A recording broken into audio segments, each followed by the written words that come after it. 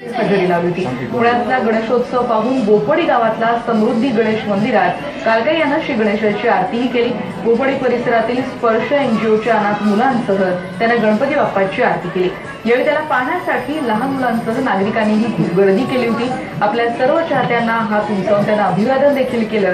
चित्रपटातली त्याची जी भाषा वापरलेली होती त्या भाषेमध्ये गणेशोत्सवाच्या त्यांनी शुभेच्छाही दिल्या।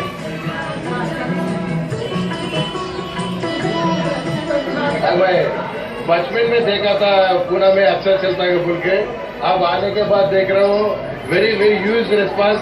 मेरा फ्रेंड शनि गुणा इधर ये आने के बाद पुणे आने के बाद इतना प्यार दे रहा है इधर public. Very thank you Pune.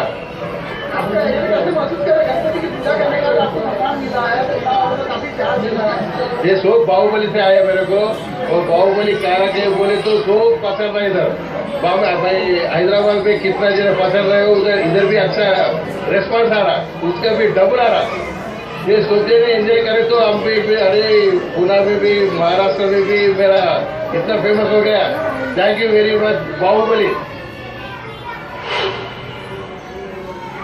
गेल्या काही वर्षांमध्ये पुणे शहरामध्ये गणेश उत्सवाचा प्रतिसाद इतक्या चांगल्या प्रमाणात वाढायला लागलाय की आता साऊथ मधनं हिरो हिरोईन हे पुणे शहरामध्ये अट्रॅक्ट करून इथं गणपतीच्या आरतीला वगैरे यायला चालू झाले। त्याच पद्धतीने आज आपल्या बोपुडी परिसरामध्ये बाहुबली हा जो फेमस पिक्चर आहे त्याचा जो विलन आहे कालकैया, आज याने आपल्या मंदिरामध्ये आरती घेतली व इथच्या नागरिकांशी संवाद साधला।